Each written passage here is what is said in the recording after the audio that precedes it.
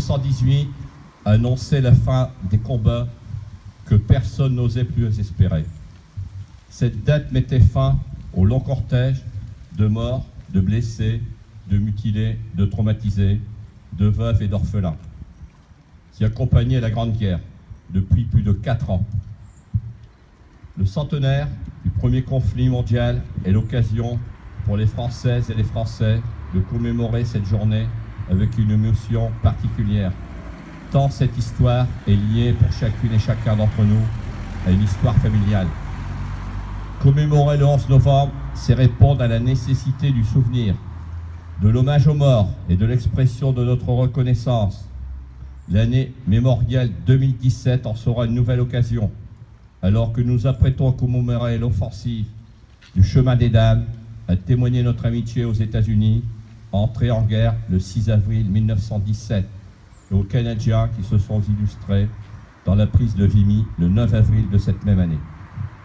Commémorer le 11 novembre, c'est aussi comprendre les droits des anciens combattants, hérités de cette guerre, et l'indispensable structure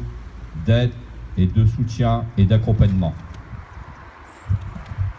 Créé dans l'urgence des combats en 1916, l'Office national des mutilés est réformé, qui deviendra l'Office national des anciens combattants et victimes de guerre, et dont nous célébrons le centenaire cette année, remplit toujours, un siècle plus tard, ses missions historiques de reconnaissance, de solidarité et de réparation au profit de toutes les générations combattantes, de la Seconde Guerre mondiale aux opérations extérieures, en passant par les soldats engagés en Indochine et en Afrique du Nord. Soucieux de pérenniser et d'inscrire dans la pierre l'hommage rendu chaque 11 novembre aux morts pour la France dans les théâtres extérieurs, le président de la République a décidé qu'un monument dont les travaux seront lancés en 2017 à Paris sera dédié à ces femmes et ces hommes qui ont payé de leur vie leur engagement pour la défense de notre pays et de ses valeurs.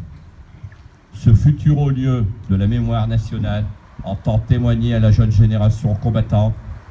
la reconnaissance éternelle de la nation et rappeler aux Françaises et Français que la liberté dont ils jouissent est aussi due à l'engagement de ces femmes et de ces hommes